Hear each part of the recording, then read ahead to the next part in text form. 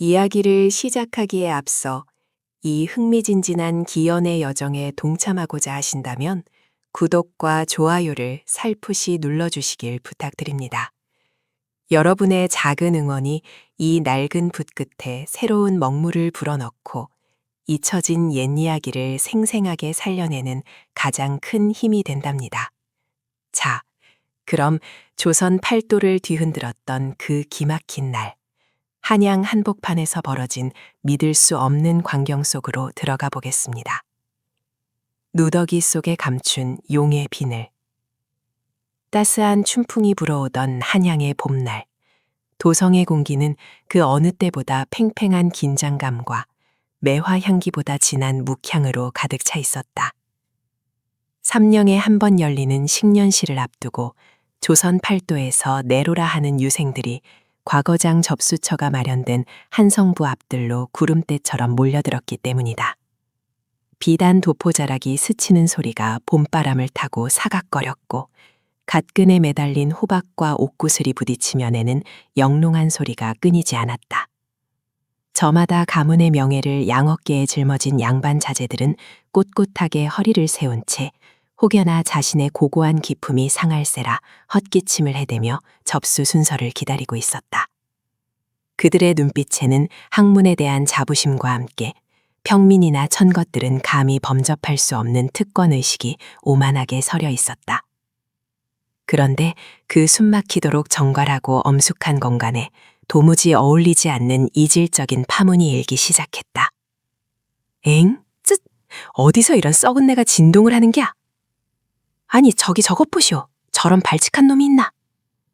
유생들의 정갈한 줄이 모세의 기적이라도 일어난 것처럼 양옆으로 쩍 갈라졌다.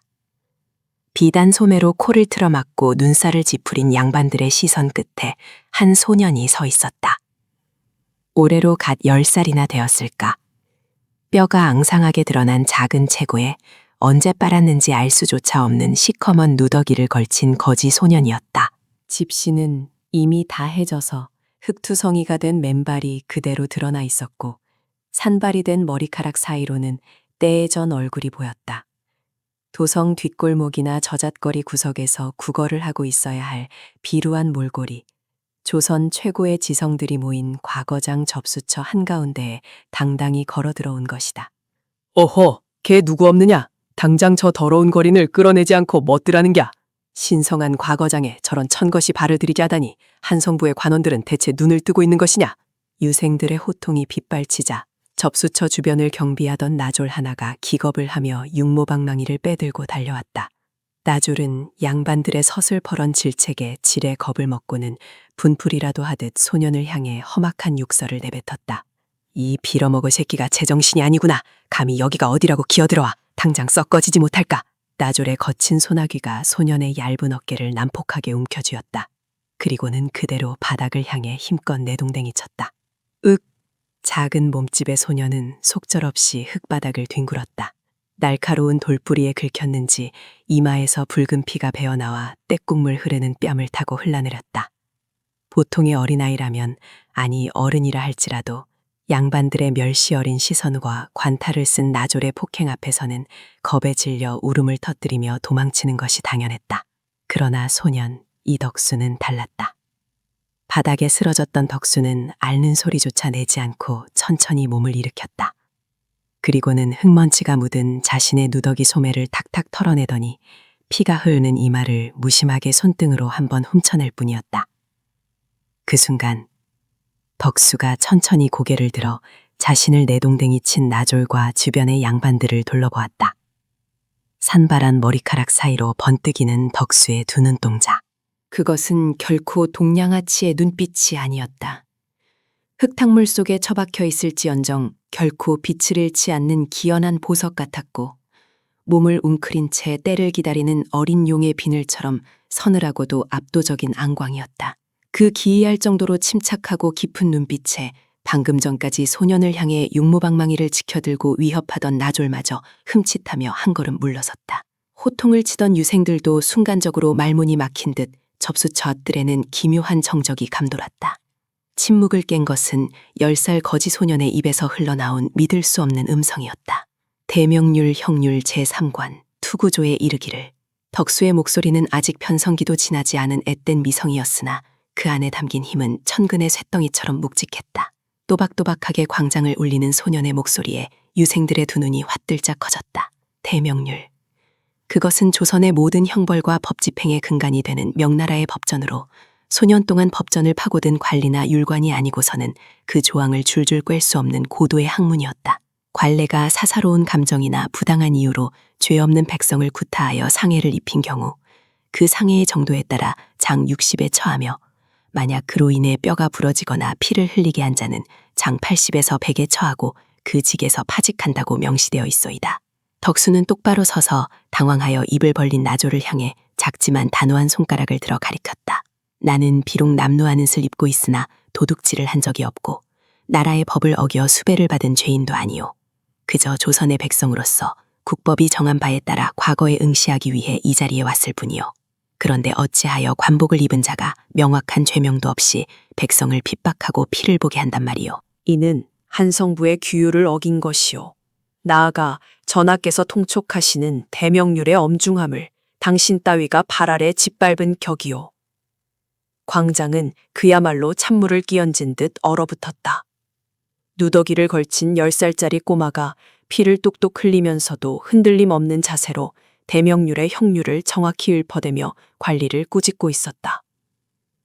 그 당당한 기계와 논리정연한 언변은 방금 전까지 소년을 천것이라 비웃으며 부채질을 하던 네로라 하는 양반집 자제들조차 혀를 내두르게 만들 만큼 완벽하고도 비범했다. 저 어린 거지놈이 방금 대명률을 읊은 것이냐? 단 한 글자의 틀림도 없었다. 도대체 저 아이의 정체가 무엇이란 말이냐? 유생들 사이에서 경악에 찬 웅성거림이 파도처럼 번져나갔다. 방망이를 들고 있던 나졸은 자신이 무슨 짓을 저질렀는지, 그리고 지금 눈앞에 있는 이 괴상한 소년이 도대체 어떤 존재인지 가늠조차 하지 못한 채 창백하게 질린 얼굴로 덜덜 떨기 시작했다. 그 소란에 접수처의 상석에 앉아 명부를 작성하던 늙은 참방관이 자리에서 벌떡 일어났다. 평생을 글공부와 관직 생활에 바친 늙은 관리의 눈에도 지금 이 상황은 믿기지 않는 기현상이었다. 참방관이 서둘러 단상 앞으로 걸어나와 덕수를 내려다보았다. 네 이놈, 감히 입에 담기도 힘든 국법을 논하다니 너는 대체 네 집 자식이기에 이리도 맹랑한 것이냐? 정말로 네 놈이 과거를 보겠다고 예까지 온 것이란 말이냐? 참방관의 떨리는 물음에 덕수는 이마의 피를 대충 닦아낸 뒤 양손을 모아 정중하면서도 군더더기 없는 읍은 올렸다. 그 동작 하나하나에 뼈대 있는 가문의 예법이 고스란히 배어 있었다. 외양은 낡고 병들었으나 품은 뜻마저 헐벗지는 않았습니다. 가문의 이름은 아직 밝힐 수 없으나 본인의 이름 석자는 똑똑히 될 수 있습니다. 10살 소녀는 자신을 숨죽여 바라보는 수백 명의 눈동자를 똑바로 마주하며 고요하지만 세상을 뒤흔들 선전포고와도 같은 첫마디를 내뱉었다. 접수증을 내어주십시오. 내 이름은 이덕수라 합니다. 구름이 걷히고 봄의 쨍한 햇살이 과거장을 비추었다. 누더기 속에 철저히 감추어져 있던 용의 비늘이 조선이라는 거대한 무대 위에 그 찬란하고도 날카로운 첫 빛을 발하는 순간이었다. 붉은 부리의 학과 예조 판서의 시험. 봄바람이 한양도성을 부드럽게 휩쓸고 지나가던 날, 육조고리의 끄트머리에 자리한 예조 관아 앞은 이른 아침부터 분주했다. 국가의 예법과 외교, 교육을 총괄하는 관청답게 드나드는 관리들의 걸음걸이에는 절도가 있었고 펄럭이는 관복의 소매에는 엄숙함이 배어 있었다. 그러나 그 정연한 풍경 속으로 걸음을 내디딘 덕수의 눈빛은 여느 유생들이나 관리들과는 달랐다. 그의 시선은 관아의 웅장한 외양에 압도되지 않고 도리어 그 이면에 숨겨진 미세한 틈새를 날카롭게 꿰뚫어 보고 있었다. 덕수가 예조 관아의 앞둘에 들어서서 가장 먼저 마주친 이는 막 외출 채비를 하던 예조 정랑이었다. 정오품의 벼슬아치인 그는 자신의 직위에 간한 자부심을 품은 듯 아랫사람들에게 꼿꼿한 태도로 호통을 치며 걸어 나오고 있었다.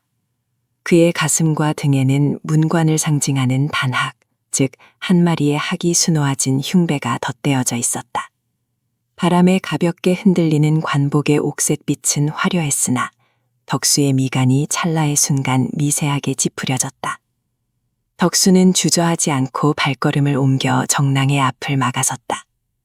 길을 막아 송구하오나 대감의 복식에 중대한 오류가 있어 감히 한 말씀 올리고자 합니다. 갑작스러운 젊은 유생의 등장과 당돌한 발언에 정랑은 불쾌감을 감추지 못했다. 네 이놈, 감히 예조의 뜰 안에서 예조의 관리에게 복식을 운운한단 말이냐. 당장 물러나지 않으면 경을 칠 것이다. 그러나 덕수는 조금도 위축되지 않은 채 맑고 단단한 목소리로 말을 이었다. 예조는 국가의 예를 관장하는 심장이며 복식은 그 예가 밖으로 드러나는 가장 첫 번째 척도입니다. 나리께서 달고 계신 흉배를 보십시오. 정오품 문관의 흉배에는 백학을 수놓는 것이 국조 올해의의 법도입니다. 허나 지금 나리의 흉배에 수놓아진 학의 부리를 보십시오. 그것은 붉은색의 실로 촘촘히 짜인 단정학의 형상입니다. 붉은 부리와 정수리를 가진 학은 당상관 이상의 고위직이 아니면 함부로 취할 수 없는 도상이며 심지어 명나라의 칙사들이 입는 관복에서나 볼 수 있는 기법입니다. 예조의 정랑께서 품계에 맞지 않는 붉은 부리의 학을 가슴에 품고 조정해 드신다면 이는 스스로 조선의 예법을 짓밟고 위계의 질서를 어지럽히는 참남한 죄가 될 것입니다. 정랑의 얼굴이 순식간에 붉게 달아올랐다. 그는 황급히 고개를 숙여 자신의 흉배를 내려다보았다. 과연 덕수의 말대로 흰 실로만 수놓아져야 할 학의 부리 끝에 선명한 주홍빛 명주실이 섞여 들어가 있었다. 옷을 지은 친모의 실수였겠으나 이를 입고 출사한 것은 변명의 여지가 없는 정랑 자신의 불찰이었다. 주위에서 이 광경을 지켜보던 서리들과 다른 관리들 사이에서 웅성거리는 소리가 번지기 시작했다. 수치심과 분노가 교차한 정랑이 억지를 부리며 소리쳤다. 네 깐놈이 우연히 침선의 실수 하나를 발견했다고 하여 방자하게 굴다니. 복식의 미세한 흠을 잡아 예조 전체를 능멸하려 드는 것이냐. 그의 호통에도 덕수는 평온했다. 오히려 그의 시선은 정랑을 넘어 예조 관아의 정면에 높이 걸린 묵직한 현판을 향해 움직였다. 복식의 오류는 빙산의 일각일 뿐입니다. 제가 진정으로 우려하는 것은 이 관아의 얼굴인 저 현판의 흉흉한 기운입니다. 무엇이라 이제는 관아의 현판까지 걸고 넘어지는 것이냐. 예조는 오행으로 치면 남쪽에 해당하며 그 기운은 불을 상징합니다. 불은 예의와 규범을 밝게 비치는 성질을 지니고 있지요. 하오나 저 현판을 보십시오. 글씨의 획이 지나치게 유려하여 물 흐르듯 늘어져 있으니 이는 전형적인 수기의 서체입니다. 부리의 관하에 물의 글씨를 걸어두었으니 수국화, 즉 물이 불을 꺼뜨리는 형국입니다. 게다가 현판의 좌측 윗부분이 우측보다 미세하게 앞으로 기울어져 있어 서북방에서 불어오는 음기의 바람을 정면으로 받아내고 있습니다. 현판이 이토록 풍수적 혈암을 안고 있으니 관아 내부의 기운이 혼란해지고 관리들의 정신이 흩어져 앞서 보신 복식의 오류 같은 어처구니 없는 실수가 끊이지 않는 것입니다.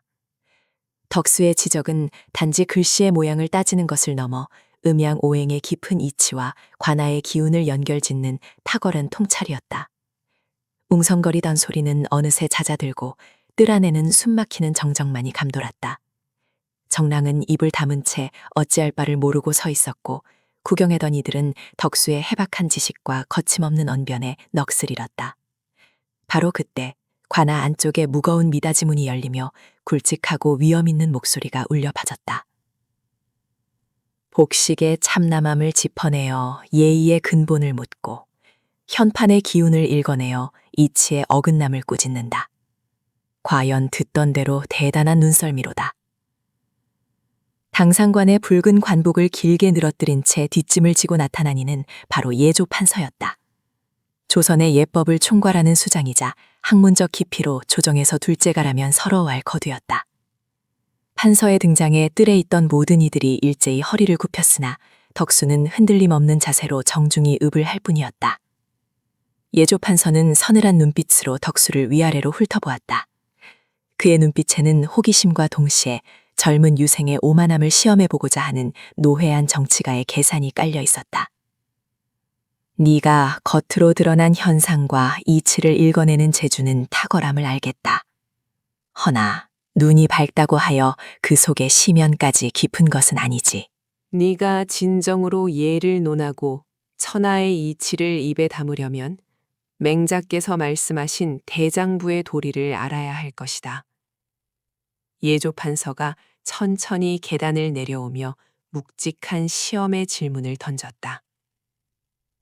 맹자께서는 대장부를 일컬어 천하의 넓은 곳에 거하고 천하의 바른 자리에 서며 천하의 큰 길을 걷는다고 하셨다. 네가 방금 예조 정랑의 흉배를 지적하고 현판의 풍수를 논한 행위가 어찌하여 대장부의 도리와 닿아 있는지 맹자의 가르침에 비추어 설명해 보아라. 만일 한치의 억지라도 있다면 너는 그저 남의 흠집을 잡아 이름값을 높이려는 경박한 무례배로 처벌받을 것이다. 뜰 안의 공기가 얼어붙었다. 맹자의 대장부로는 유학자라면 누구나 달달 외우는 구절이었으나 이를 눈앞의 구체적인 사건, 그것도 자신이 방금 저지른 하극상에 가까운 행위와 논리적으로 연결하는 것은 완전히 다른 차원의 문제였다. 조금이라도 말을 잘못 헛디디면 오만함으로 몰려 큰 화를 당할 절체절명의 순간이었다. 그러나 덕수의 입가에는 옅은 미소가 번졌다. 그는 다시 한번 옷깃을 여미고 하늘을 향해 낭낭한 목소리로 대답을 시작했다. 판서대감의 하문에 삼가 답을 올리겠습니다.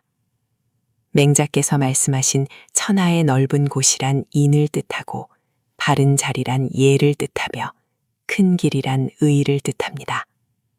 제가 정랑나리의 흉배에 수놓아진 붉은 부리의 학을 지적한 것은 그 미세한 시로라기 하나가 위계와 법도를 허무는 씨앗이 되기 때문입니다. 예를 관장하는 예조의 관리가 예의 바른 자리에 서지 못한다면 어찌 백성들에게 바른 길을 제시할 수 있겠습니까? 흉배의 오류를 지적한 것은 곧 입 천하지 정위에, 즉 천하의 바른 자리인 예를 바로 세우고자 함이었습니다. 덕수의 목소리는 검은 고의 현처럼 탄력 있고 힘이 넘쳤다. 예조 판서의 눈빛이 미세하게 흔들렸다. 덕수는 숨을 고르고 말을 이어나갔다. 또한 제가 현판의 흉흉한 기운과 수국화의 풍수적 결함을 짚어낸 것은 딴지를 갈기 위함이 아닙니다. 예조라는 국가의 기관이 조화롭지 못한 기운에 휩싸이면 억울한 자가 생기고 국정이 어지러워져 결국 그 피해는 고스란히 백성들에게 돌아갑니다. 백성을 널리 사랑하고 살피는 것, 그것이 곧 맹자께서 말씀하신 거처나지 광거, 천하의 넓은 곳인 인에 거처하는 것입니다.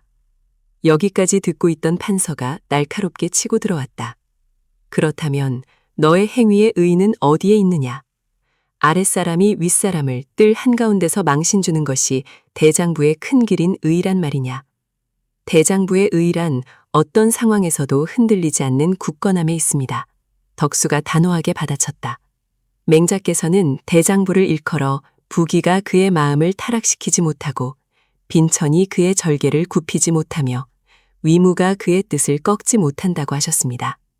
제가 만약 정랑나리의 높은 품계와 권세에 눌려 붉은 부리의 학을 못 본 척 지나쳤거나 판서대감의 엄중한 위엄이 두려워 현판의 오류를 속으로만 삼켰다면 저는 위무에 굴복한 비겁자가 되었을 것입니다. 두려움을 떨치고 사리에 맞는 바른 말을 소리내어 고한 것, 이것이 바로 제가 걸어가고자 하는 행천하지 대도입니다. 덕수의 논리 정연하고 거침없는 대답이 끝남과 동시에 관아의 앞들은 일순간 기이할 정도의 고요에 휩싸였다. 맹자의 심오한 철학을 박제된 글귀로 남겨두지 않고 복식의 흉배와 관아의 현판이라는 현실의 구체적인 사물로 완벽하게 끌어내어 승화시킨 솜씨였다. 지켜보던 관리들은 꼴먹은 벙어리가 되었고 불그락푸르락하던 정랑마저도 압도당한 채 고개를 떨구었다. 정적을 깬 것은 예조 판서의 크고 호탕한 웃음소리였다. 부기불능음, 빈천불능이, 위무불능굴이라. 과연 머릿속에 갇힌 맹자가 아니라 살아서 숨쉬며 꿈틀거리는 맹자를 보는 듯하구나. 판서의 얼굴에 가득했던 권위적인 주름이 펴지고 진정한 인재를 발견한 학자로서의 환희가 떠올랐다. 그는 덕수에게로 가까이 다가가 그의 어깨를 강하게 짚었다. 내 말이 100번 옳다. 붉은 불의의 학 하나를 다스리지 못하는 자가 어찌 천하의 예를 논하겠으며 현판의 기운조차 조화롭게 품지 못하는 관아가 어찌 백성의 인을 품겠느냐. 오늘 네가 예조의 뜰 한가운데서 보여준 기계와 학문은 이 늙은 판서의 다친 눈마저 번쩍 뜨이게 하였다. 판서는 곧바로 안색을 굳히며 뒤돌아 정랑과 서리들에게 명했다. 당장 저 정랑의 흉배를 뜯어내어 예를 범한 죄를 묻고 내일 날이 밝는 대로 이름난 서예가와 직관을 불러 저 기운 꺾인 현판을 새로 다듬어 걸도록 하라. 예, 대감. 관아의 아전들이 황급히 움직이기 시작했다. 판서는 다시 덕수를 돌아보며 따뜻한 시선을 보냈다. 네 이름이 무엇이냐? 덕수라 하옵니다. 덕수라. 네 이름 석자가 오늘 이후로 장안의 수많은 선비들의 입에 오르내리게 될 것이다. 대장부의 길을 걷고자 하는 네 그 뜨거운 심장을 결코 잊지 말거라. 그날 오후 예조 앞들에서 벌어진 일은 걷잡을 수 없는 속도로 도성 전체로 퍼져나갔다. 젊은 유생이 예조 관아 한복판에서 고위 관리의 복식 오류와 풍수의 결함을 날카롭게 짚어내고 당대 최고의 학자인 예조 판서가 직접 낸 맹자 대장부 시험을 완벽하게 통과했다는 소문은 입에서 입을 타고 꼬리를 물었다. 저잣거리의 백성들부터 성균관의 유생들, 나아가 구중궁궐의 대신들에 이르기까지 모두가 덕수라는 걸출한 기재의 탄생에 혀를 내둘렀다. 한양 장안의 이목이 온통 젊은이에게로 집중되는 순간이었다. 덕수가 걸어간 예조 관아 앞길 위로는 붉은 부리의 학이 남긴 미세한 파문이 거대한 시대의 흐름으로 바뀌어 요동치고 있었다.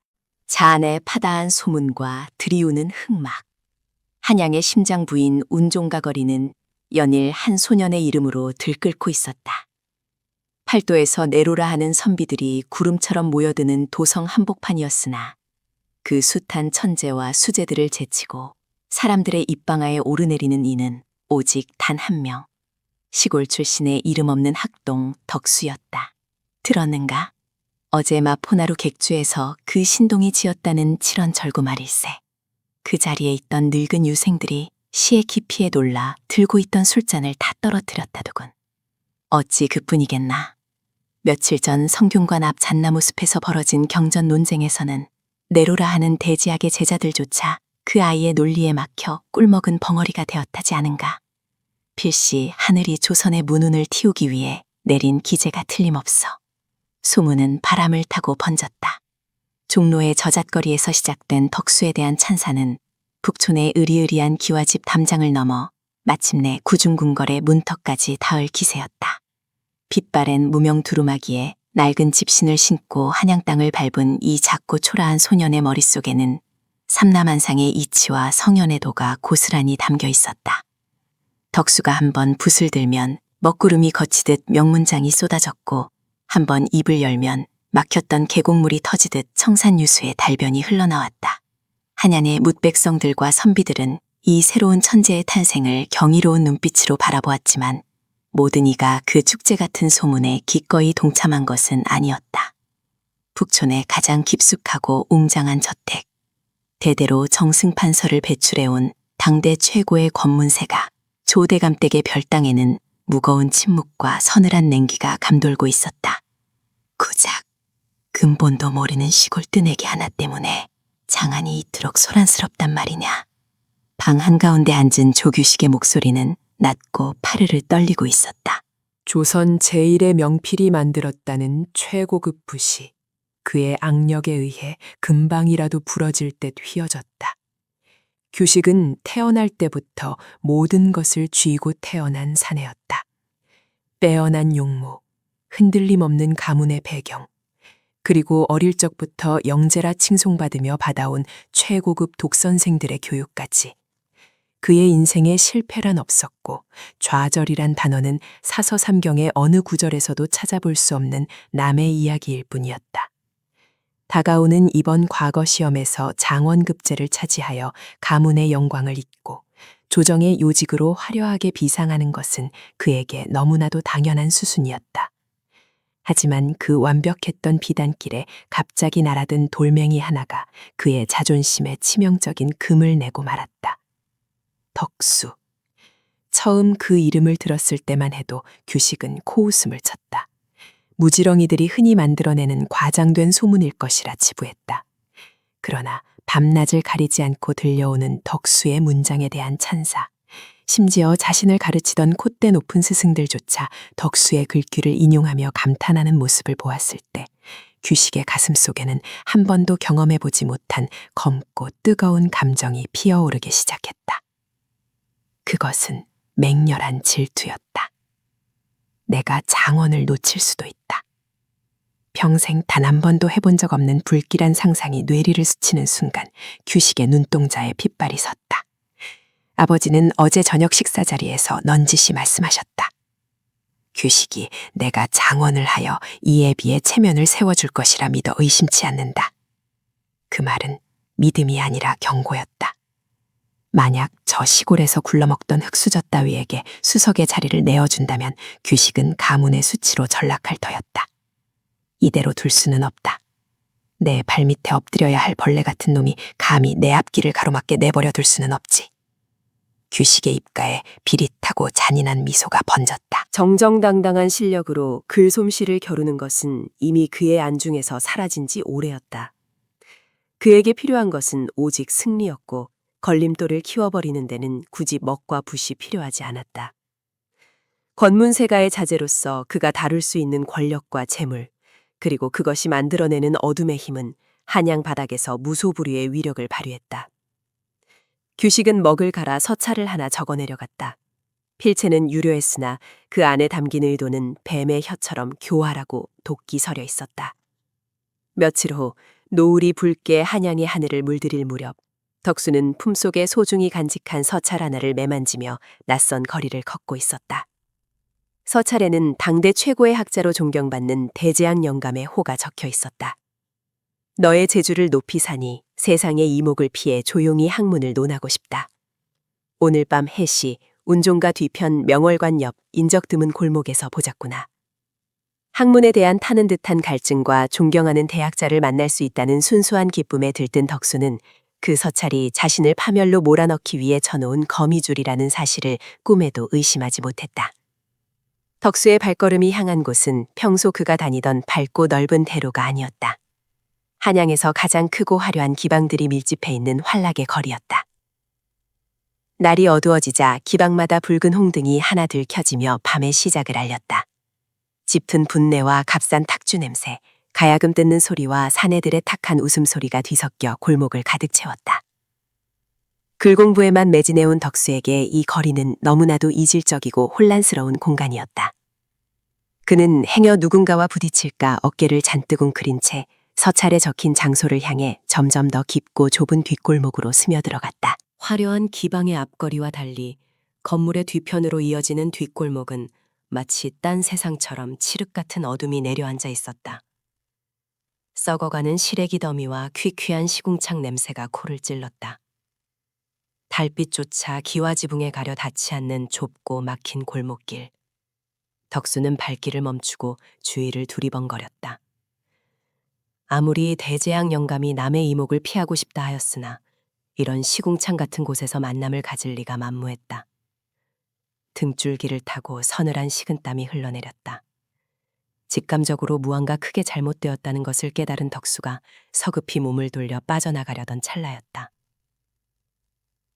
어딜 그리 급히 가시나 장안의 화제이신 신동나으리.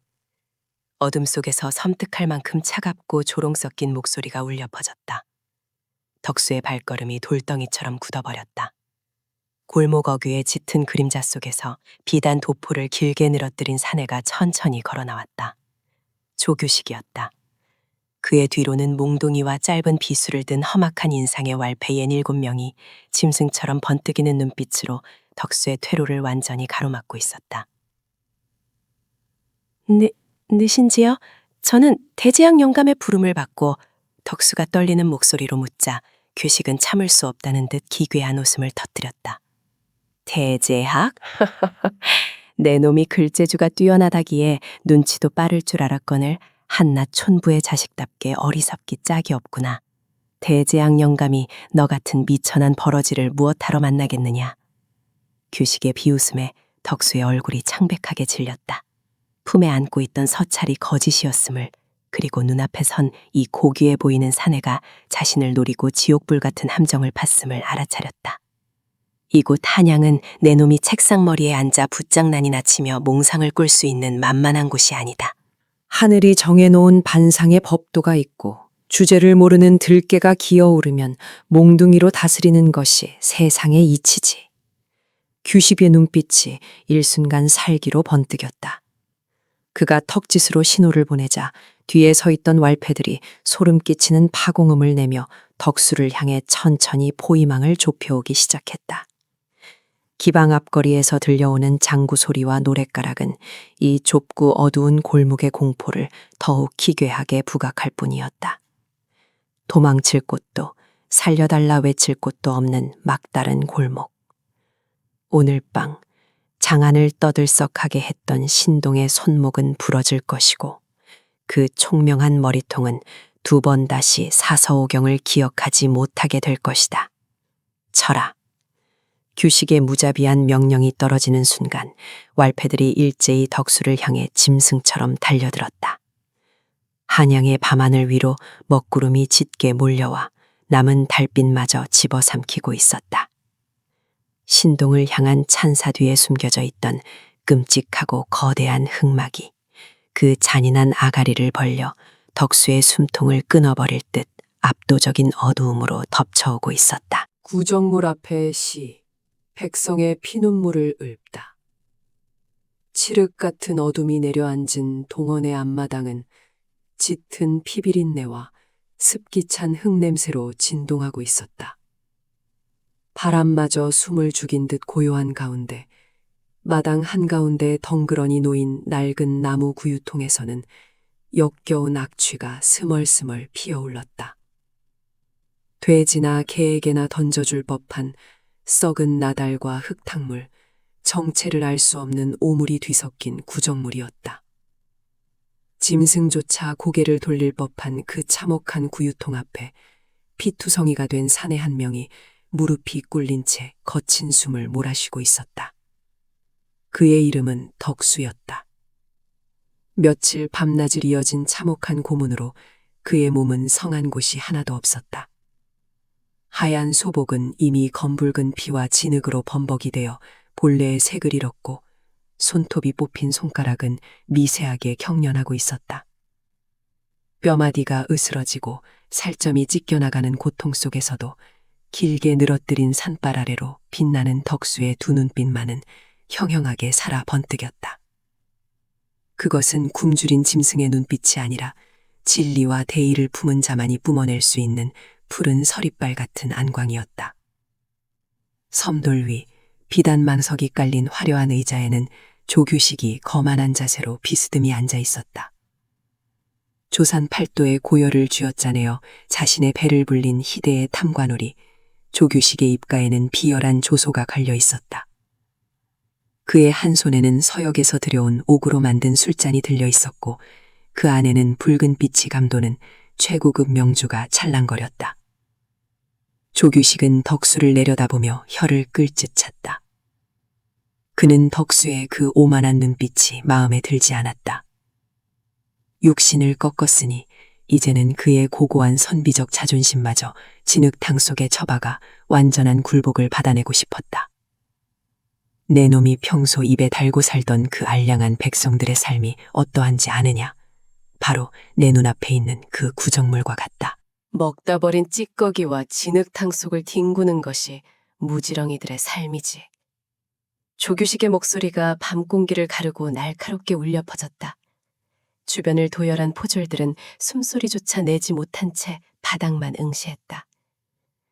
내 놈이 정녕 그 백성들을 아끼고 사랑한다면 어디 그 구정물을 개처럼 핥아보거라.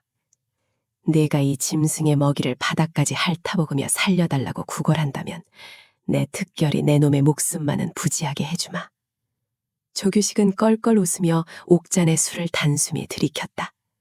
권력의 단맛에 흠뻑 취한 자의 오만함이 마당을 짓눌렀다.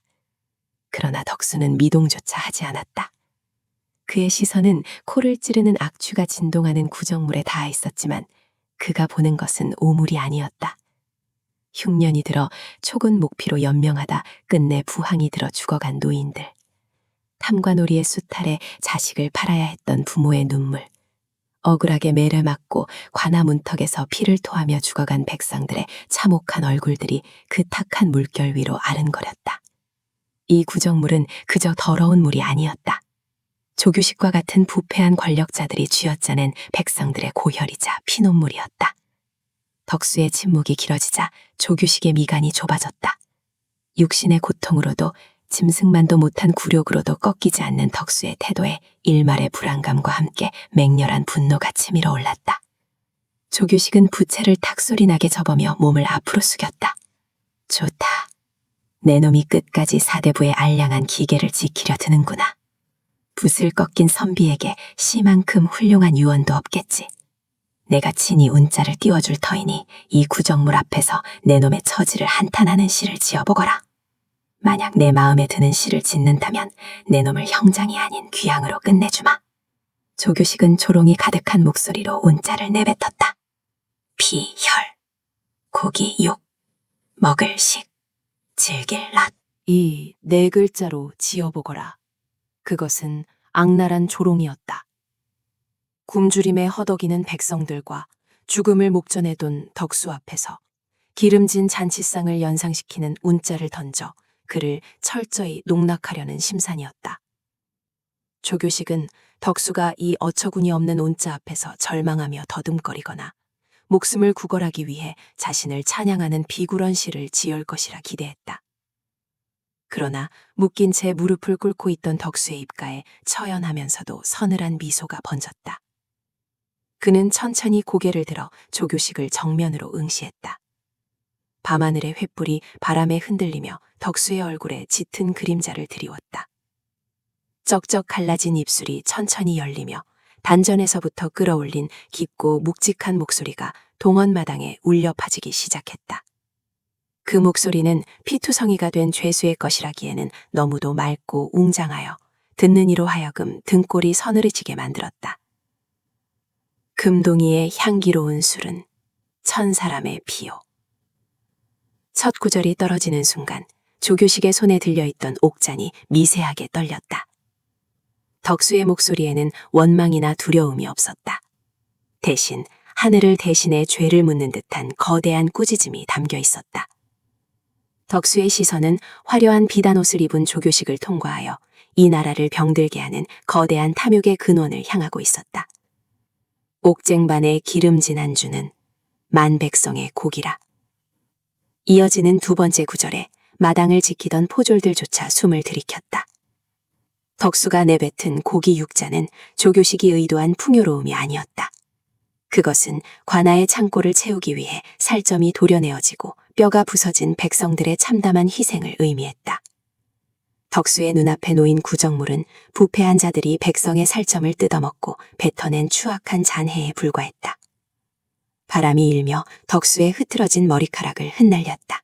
그의 모습은 마치 지옥의 밑바닥에서 억울한 원혼들을 이끌고 올라온 복수의 화신처럼 보였다. 천농이 떨어질 때 백성들의 눈물도 함께 떨어지고 조규식의 얼굴이 분노와 당혹감으로 붉게 달아올랐다. 그는 덕수의 입을 당장 막으라고 소리치고 싶었지만 덕수가 뿜어내는 압도적인 기세에 눌려 혀가 굳어버린 듯 입술만 달싹거릴 뿐이었다. 덕수의 목소리는 점점 더 날카롭고 매섭게 벼려져 그곳에 있는 모든 이들의 심장을 찌르고 들어왔다. 화려한 연회장에 켜진 밀랍초가 녹아내리는 것은 곧 백성들의 피와 눈물이 녹아내리는 것이라는 선언. 그것은 어떤 무기보다도 치명적인 일격이었다. 덕수는 마지막 음자인 즐길 낙을 남겨두고 잠시 숨을 골랐다. 그의 폐부로 구정물의 악취가 밀려 들어왔지만 덕수는 눈 하나 깜짝하지 않았다. 그는 자신의 생명이 이제 얼마 남지 않음을 알고 있었다. 이 시는 그의 육신을 태워 세상에 남기는 마지막 횃불, 즉 절명시였다. 덕수는 영혼을 쥐어짜는 듯한 단말마의 기운을 모아 천지를 진동시킬 듯한 목소리로 마지막 구절을 토해냈다. 노랫소리 드높은 곳에 원망소리 드높도다.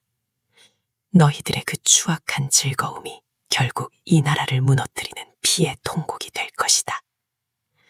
시가 끝남과 동시에 덕수의 입에서 검붉은 피가 왈칵 쏟아져 나렸다. 피는 구정물 위로 뚝뚝 떨어져 붉은 파문을 일으켰다. 백성의 피눈물을 대변하듯 그의 뜨거운 피가 차갑고 역겨운 구정물과 섞여 들어갔다. 동헌에는 쥐 죽은 듯한 정막이 감돌았다. 누구도 감히 입을 떼지 못했다. 조규식은 사시나무 떨듯 몸을 떨고 있었다. 그는 덕수를 구정물 앞에 끌려 모욕을 주려 했으나 오히려 덕수의 그 섬뜩하고 날카로운 절명시 앞에 자신의 추악한 밑바닥이 발가벗겨진 채 온 천하에 폭로되고 말았다. 덕수는 짐승의 먹이 앞에서 가장 고결한 인간의 존엄을 증명해냈고 권력의 정점에 앉아있던 조규식은 한낱 구정물보다 못한 쓰레기로 전락해버렸다. 저놈의 목을 쳐라! 당장 저놈의 목을 베어 저 더러운 물통에 처박아라! 이성을 잃은 조규식의 바락 같은 명령이 밤하늘을 찢었지만 덕수는 이미 평온한 얼굴이었다. 피를 흘린 채 희미하게 미소 짓는 그의 눈동자 속에는 조규식의 몰락과 언젠가 이 구정물 같은 세상이 뒤집히고 맑은 물이 흐를 새로운 날이 비치고 있었다.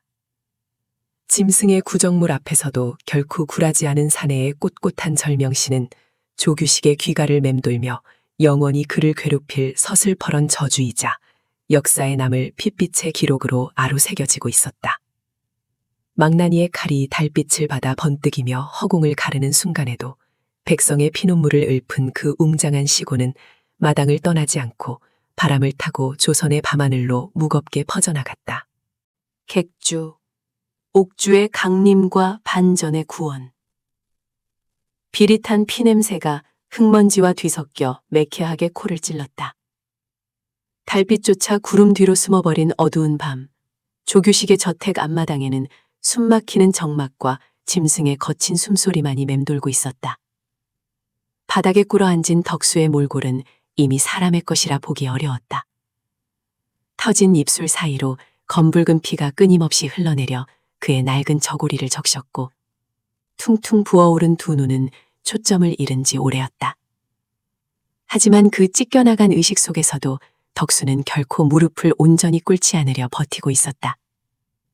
두 주먹을 바닥에 짚고 어떻게든 고개를 들어 자신을 내려다보는 자를 직시하려는 그 미약하지만 질긴 반항심이 조규식의 이성을 철저히 끊어놓고 있었다. 천한 것, 천하디 천한 짐승만도 못한 놈. 조규식의 목소리는 분노로 인해 기괴하게 떨리고 있었다. 조선 팔도에서 감히 그의 이름 석자 앞에서 고개를 빳빳이 쳐들 수 있는 평민은 존재하지 않았다. 뼛속 깊이 새겨진 사대부의 오만함은 덕수의 저 꺾이지 않는 눈빛을 자신을 향한 가장 끔찍한 모욕으로 받아들였다. 조규식의 손에 쥐어진 참나무 몽둥이가 밤 공기를 가르며 위협적인 소리를 냈다. 이미 여러 번 덕수의 등과 어깨를 내리쳤음에도 불구하고 조규식의 살이는 조금도 가라앉지 않았다. 오히려 피를 볼수록 그의 내면에 숨겨져 있던 잔혹한 가학성이 더욱 맹렬하게 타오르고 있었다.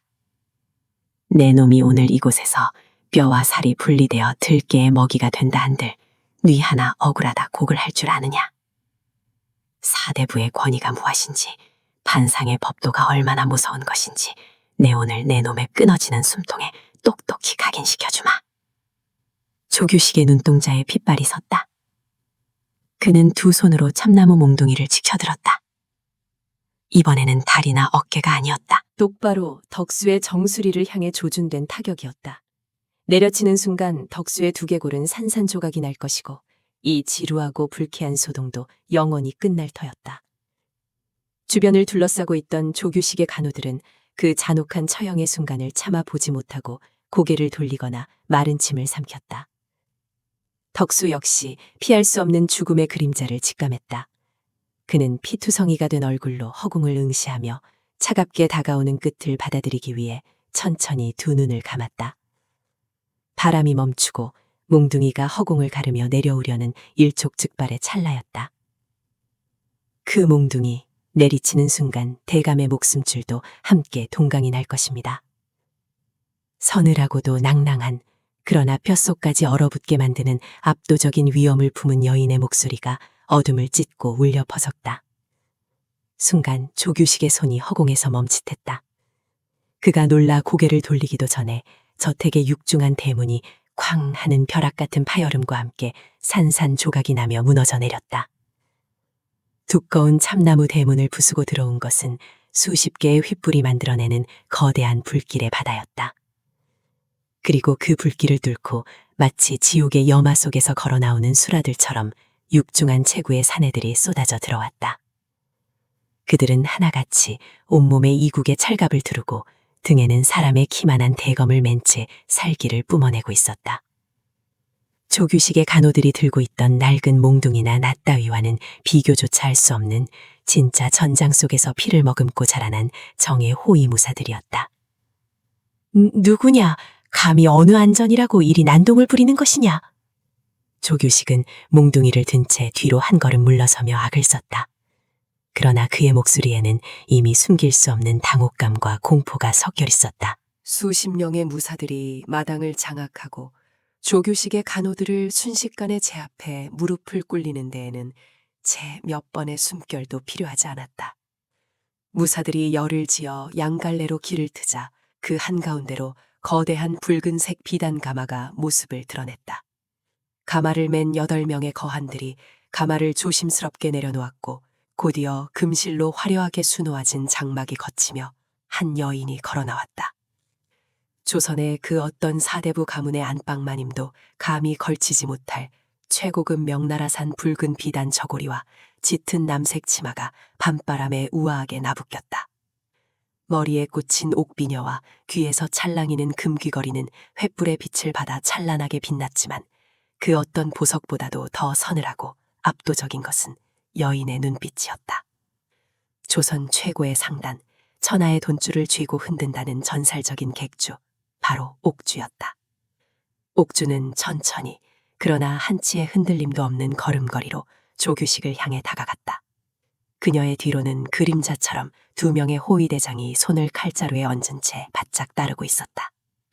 옥주의 발걸음이 마당의 흙을 밟는 소리만이 기괴할 정도로 조용한 저택 안에 울려 퍼졌다. 조규식의 얼굴이 경악으로 하얗게 질려갔다.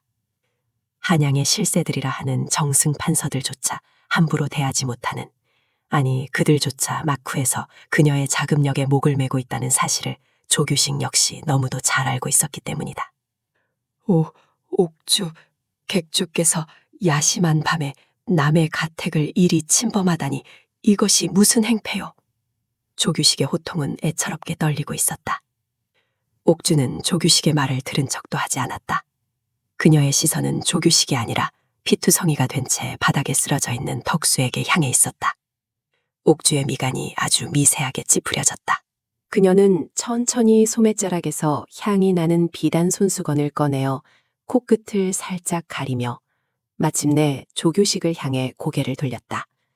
그 시선은 마치 길가에 더러운 오물을 내려다보는 듯한 철저한 경멸을 담고 있었다. 남의 가택이라 하셨습니까, 조규식 영감? 옥주의 목소리는 조용했지만 그 안에 담긴 무게감은 거대한 바위와도 같았다. 그녀가 손짓을 하자 뒤따르던 수하 한 명이 품에서 두꺼운 장부 하나를 꺼내어 옥주에게 공손히 바쳤다.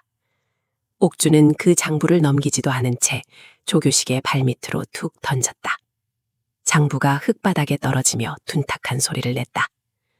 영감께서 지금 서 계신 이 땅, 그리고 영감의 뒤에 있는 저 알량한 기와집, 심지어 지금 영감께서 입고 계신 그 비단옷의 실오라기 하나까지, 그중 단 하나라도 제 상단의 돈줄을 빌리지 않고 영감의 힘으로 얻은 것이 있던가요?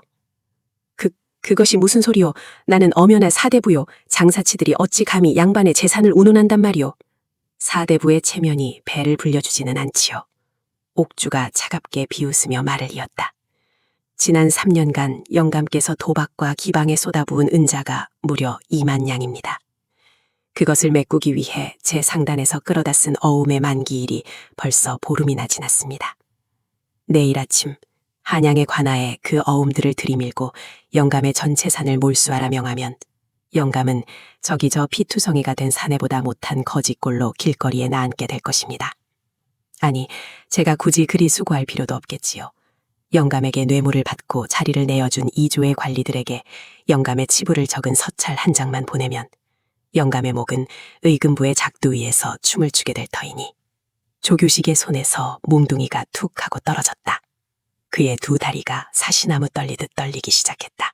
사대부라는 그 알량한 허울은 막강한 자본과 관력을 동시에 틀어진 이 무소불위의 여장부 앞에서 한낱 종잇장처럼 찢겨나가고 있었다. 옥주의 한마디 한마디는 비수처럼 조규식의 목통을 조여왔다. 그녀는 단순히 돈이 많은 상인이 아니었다. 돈으로 사람을 사고 권력을 조종하며 필요하다면 사람의 목숨마저 합법적으로 걷어들일 수 있는 진정한 의미의 포식자였다. 이제 상황 파악이 되셨습니까?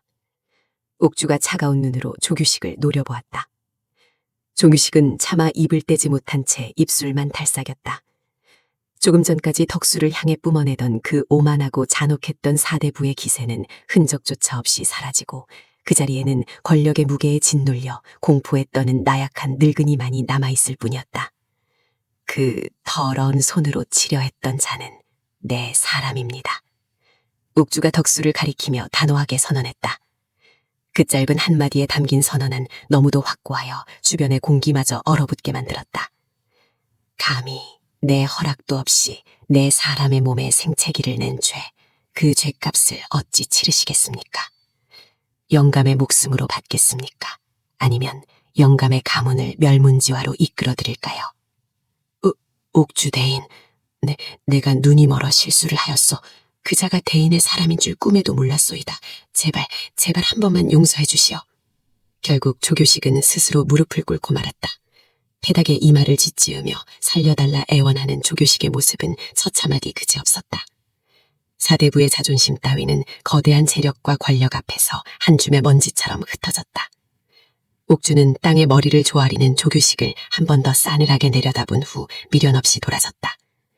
그녀는 수아들의 부축을 받아 겨우 숨을 몰아쉬고 있는 덕수에게 다가갔다. 피투성이가 된 덕수의 얼굴을 본 옥주의 눈동자에 찰나의 연민이 스쳐 지나갔지만 그녀는 곧 평정심을 되찾았다. 옥주가 손을 내밀어 덕수의 뺨에 묻은 피와 흙먼지를 조심스럽게 닦아주었다. 그 차가운 얼굴과 어울리지 않는 기이할 정도로 부드러운 손길이었다. 멍청한 사내, 내가 올 때까지 버티지도 못하고 이리 캐죽음을 당할 뻔하였느냐. 객주, 어르신. 덕수가 갈라진 목소리로 간신히 그녀를 불렀다. 안도감과 피로가 동시에 몰려오며 그의 의식이 가물거리기 시작했다. 옥주는 쓰러지려는 덕수의 어깨를 단단히 붙잡으며 호위무사들에게 명했다. 이자를 내 가마에 태워라. 서둘러 상단으로 돌아가 조선 최고의 의원을 부르도록 해라. 털끝 하나라도 잘못된다면 너희들의 목숨으로 갚아야 할 것이다. 무사들이 조심스럽게 덕수를 들어올려 옥주의 화려한 붉은 가마 안으로 뉘었다.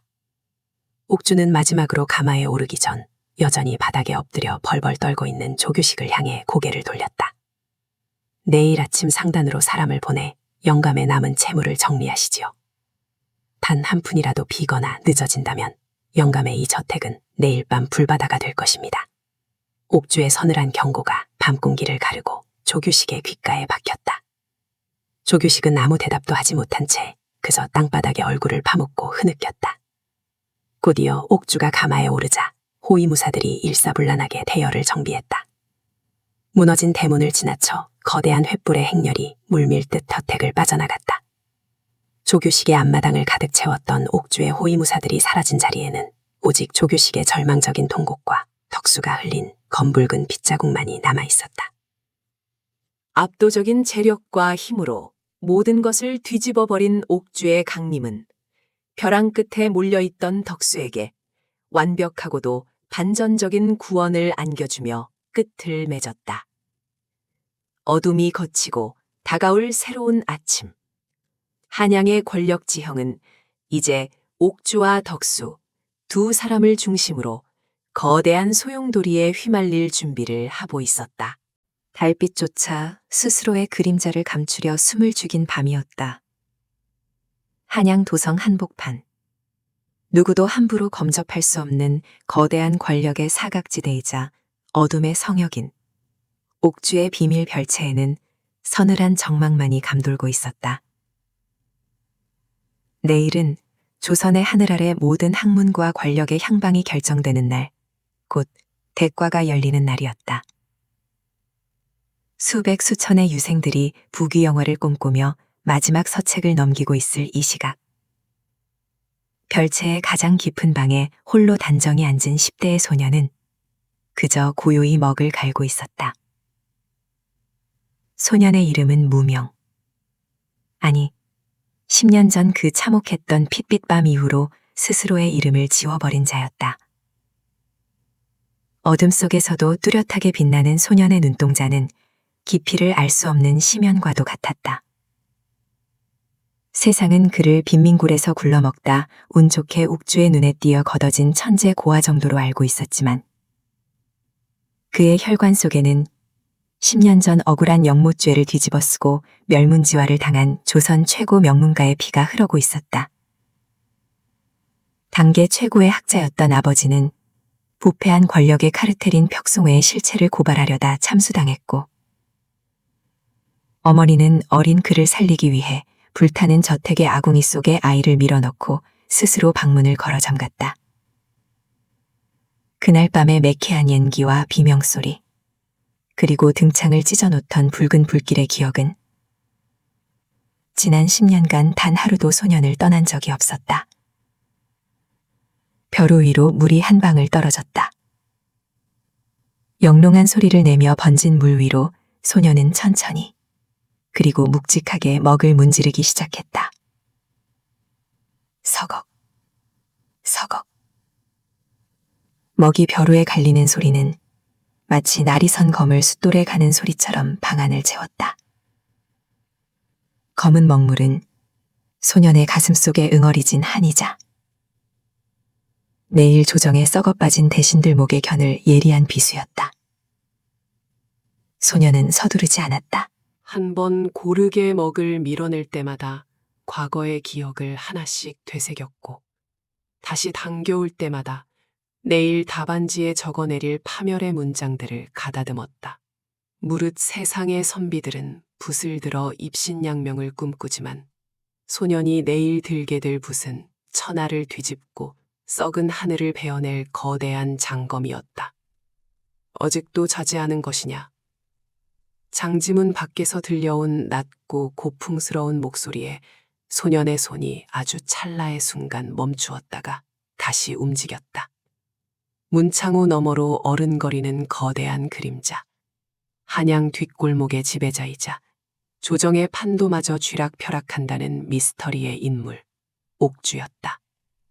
옥주는 문을 열고 들어오지 않은 채 그저 문 밖에서 소년의 기척을 살피고 있었다. 먹은 칠흑같이 어두워야 종이 위에서 가장 눈부신 빛을 내는 법입니다. 제 안의 어둠이 아직 덜 갈려 조금 더 문지르고 있을 뿐입니다. 소년의 담담한 대답에 문 밖의 옥주는 희미한 미소를 지었다. 옥주가 이 소년을 거둔 것은 단순한 동정심이 아니었다. 옥주 역시 벽송회라는 거대한 권력의 카르텔에 의해 소중한 것들을 잃었던 과거가 있었고 이 썩어빠진 나라의 근간을 뒤흔들기 위해서는 외부의 무력이 아닌 그들이 가장 신성시하는 과거 시험이라는 제도 자체를 붕괴시킬 압도적인 천재가 필요했다. 그리고 소년은 옥주의 기대를 아득히 뛰어넘는 괴물로 성장했다. 사서삼경을 통달한 것은 7살 때의 일이었고 12살에 제자백가를 논파했으며 15이 된 지금은 천하의 흐름과 군왕의 심리마저 꿰뚫어보는 지략을 갖추고 있었다. 벽송회의 영수, 조대감이 내일 시험의 시제를 이미 자신들의 자제들에게 빼돌렸다는 첩보가 들어왔다. 그들은 내일 대과를 자신들의 권력을 공고히 할 축제의 장으로 여기고 있겠지.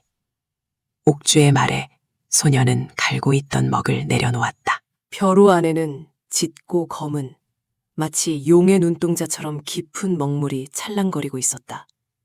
그들이 준비한 것은 썩은 동아줄에 불과합니다.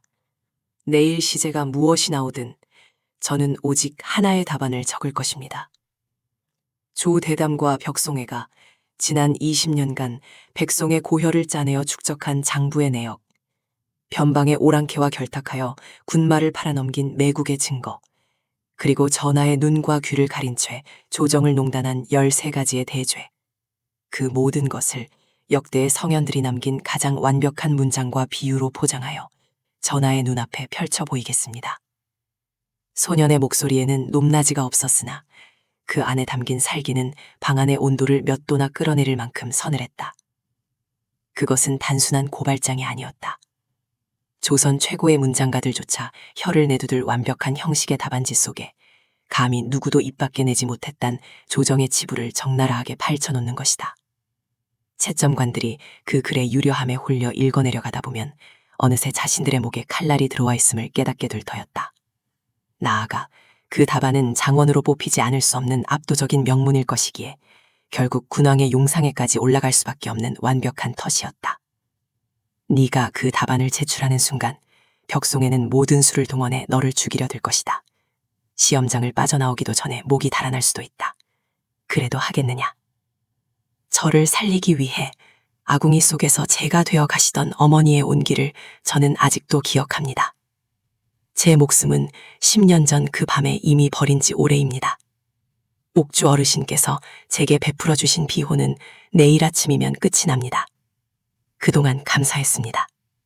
소녀는 자리에서 일어나 문을 향해 깊이 절을 올렸다. 밖에서는 잠시 침묵이 흐르더니 이내 묵직한 가죽 주머니 하나가 문지방 아래의 틈을 통해 방 안으로 툭 던져졌다. 내가 호신용으로 쓰던 물건이다. 붓방울 끄트머리에 비수가 장치되어 있지. 내일 네가 쥐어야 할 것은 문장에 붙이자 동시에 피를 부를 검이다. 살아서 돌아오라.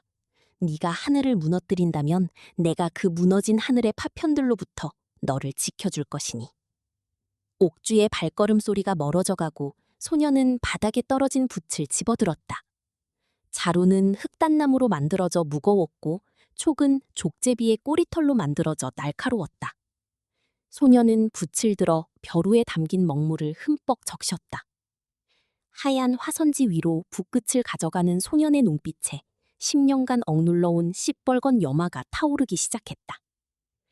같은 시각 한양의 최고급 요릿집인 명월관에서는 벽송회의 수장 조대감과 그의 수하들이 기생들을 끼고 앉아 축배를 들고 있었다. 그들은 자신들의 자제들이 내일 대과에서 장원과 아성을 독식할 것이라 믿어 의심치 않았고 앞으로 10년, 아니 50년간 자신들의 권력이 철옹성처럼 유지될 것이라 확신하며 오만한 웃음을 터뜨렸다. 그 누구도 이 고요한 밤, 낡은 별채의 작은 방에서 이름 없는 한 천재 소년이 자신들의 제국을 무너뜨릴 거대한 폭풍을 잉태하고 있다는 사실을 알지 못했다. 그들은 자신들의 목을 칠 도끼날이 다가오고 있는 줄도 모르고 그저 부어라 마셔라 향락에 젖어 있었다. 마침내 밤이 이울고 동력 하늘이 핏빛으로 물들기 시작했다. 새벽의 어스름을 찢으며 보신각의 파로 종소리가 한양도성 전체에 웅장하게 울려 퍼졌다. 33번의 종소리. 그것은 대과의 시작을 알리는 신호이자 지난 10년간 이어져 온 부패한 권력의 장래를 알리는 진혼곡이었다. 소녀는 정갈하게 유생복을 차려입고 방을 나섰다. 품속에는 흑단나무 붓을 품고 가슴 속에는 천하를 뒤집을 필법을 새긴 채였다. 차가운 새벽 공기가 소년의 뺨을 스쳤지만 그의 발걸음에는 한치의 망설임도 없었다. 어둠을 베고 나아가는 소년의 등 뒤로 옥주의 그림자들이 소리 없이 호위하듯 흩어졌다. 거대한 카르텔의 심장부를 향해 걸어 들어가는 단 한 명의 소년. 붓 하나로 조선의 역사를 새로 쓸 장엄한 대서사시의 서막이 지금 막 그 찬란하고도 잔혹한 닻을 올리고 있었다. 거대한 폭풍 속으로 기꺼이 몸을 던진 천재 소년의 숨막히는 복수극. 그 거침없는 행보를 계속해서 함께 지켜보고 싶으시다면 지금 바로 구독과 좋아요를 부탁드립니다. 여러분의 응원이 이 세상을 뒤집을 가장 큰 힘이 됩니다.